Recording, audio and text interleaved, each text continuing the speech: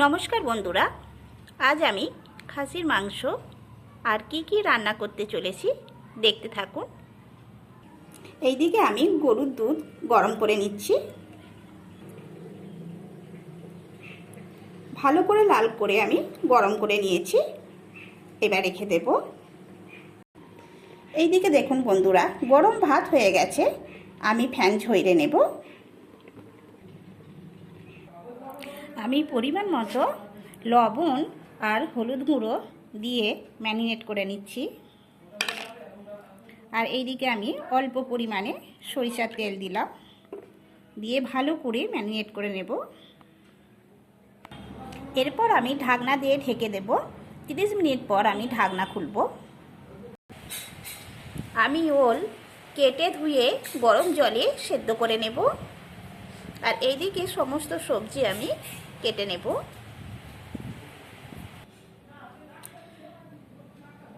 আমি কেটে পরিষ্কার জলে আমি ধুয়ে নিয়েছি।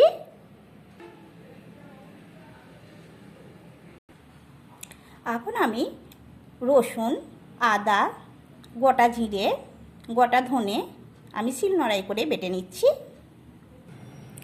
দেখুন বন্ধুরা, সমস্ত বাটনা আমি বেটে নিয়েছি। কড়াইতে সরিষার তেল গরম হয়ে গেছে। গরম তেলে আমি পাঁপড় ভেজে নিচ্ছি।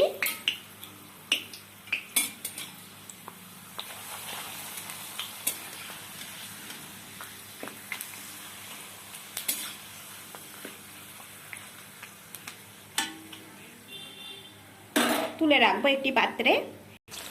এরপর আমি গরম তেলে কেটে রাখা আলু লবণ আর হলুদ গুঁড়ো দিয়ে ভেজে নিচ্ছি। আলু লাল লাল করে ভেজে নিয়েছি, পাত্রে তুলে রাখবো।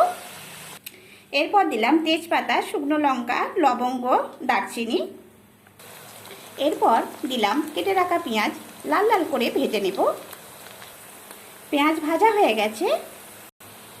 রসুন বাটা দিলাম, ভালো করে ভেজে নিচ্ছি।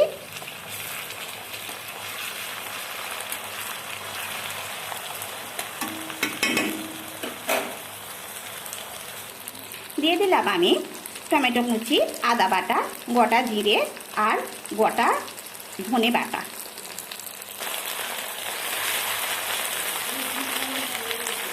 ভালো করে ভেজে নিচ্ছি।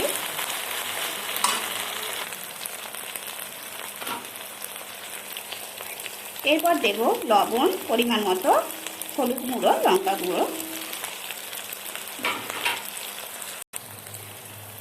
সমস্ত মশলা আমি ভালো করে ভেজে নিয়েছি।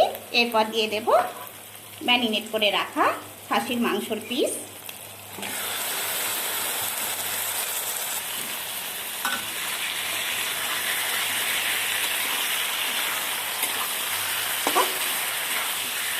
ভালো করে আমি কষে নিচ্ছি।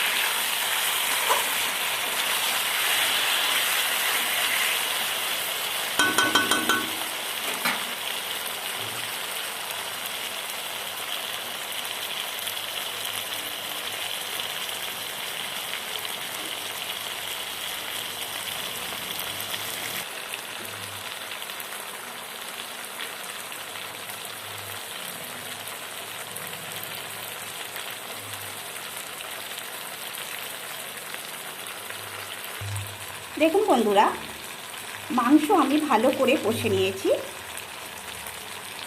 মাংস থেকে দেখুন মশলা থেকে তেল বেরিয়ে গেছে। আমি কাঁচা লঙ্কা আর ধনেপাতা কুচি দিয়ে ভালো করে নেড়ে নিচ্ছি।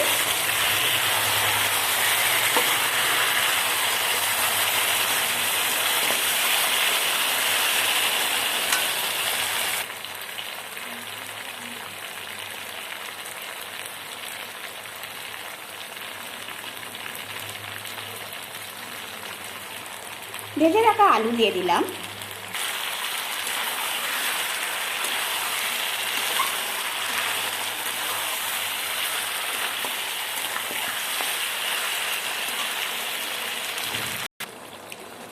অল্প পরিমাণে গরম জল দিয়ে ভালো করে কষে নিচ্ছি।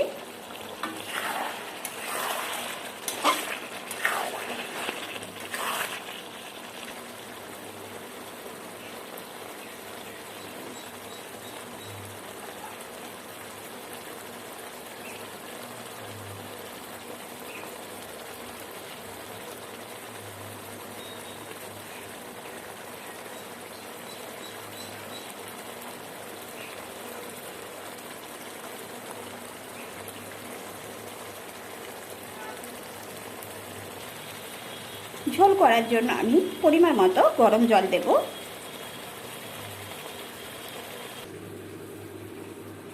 তাড়াতাড়ি সেদ্ধ হয়ে যাওয়ার জন্য আমি ঢাকনা দিয়ে দেব।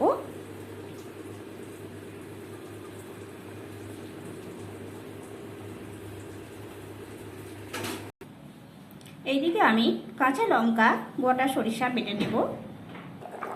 দেখুন বন্ধুরা, ঝোল ফুটছে, কিছুক্ষণ হবে, এখনো মাংস সেদ্ধ হয়নি।